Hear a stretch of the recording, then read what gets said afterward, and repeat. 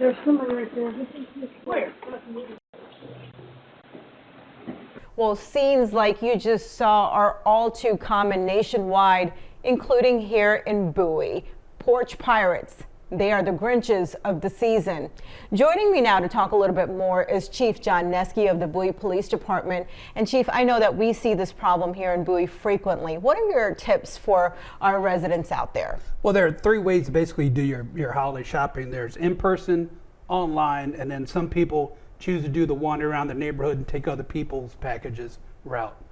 I don't recommend that route. We want to do our best to try to make sure that what you order is what you get and that you actually are able to enjoy your packages. So there are a number of ways to do this. First of all, if you're doing it on Amazon, you can do an Amazon locker. There's lots of different ways to pick up your packages from either other retailers. You can have hopefully you have a neighbor maybe that's retired that sits around the house a lot and can take your packages for you. That's a great, easy way to do it. It might just cost you maybe a plate of cookies or something you can send them. You can require a signature for your packages, which means you either have to be home or you're going to have to go and track it down. You can actually do, if we want to avoid the stores during COVID, we can use the pickup anytime. So you order it through the store, you can have it delivered to that store, and then just go pick it up from a parking space whenever you're ready. So the other issue that we want to talk about is this is the time of the year that people are out and about, and we haven't been out in a while. So people are looking for opportunities to enjoy the outdoors, go shopping, but we got to pay attention. Right, and that goes no matter what we do and when we do it. We always want to pay attention to our surroundings.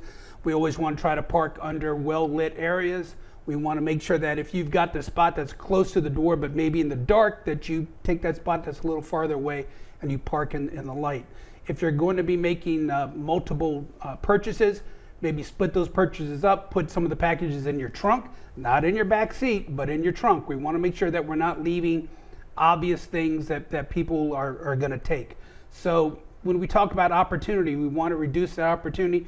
We are still having a huge issue in this city with people pulling on door handles to see if their doors are unlocked. We've got people that are leaving key fobs and packages in the car, and it just presents an opportunity that we can try to get rid of and try to reduce. So always try to again go with more than one person if possible.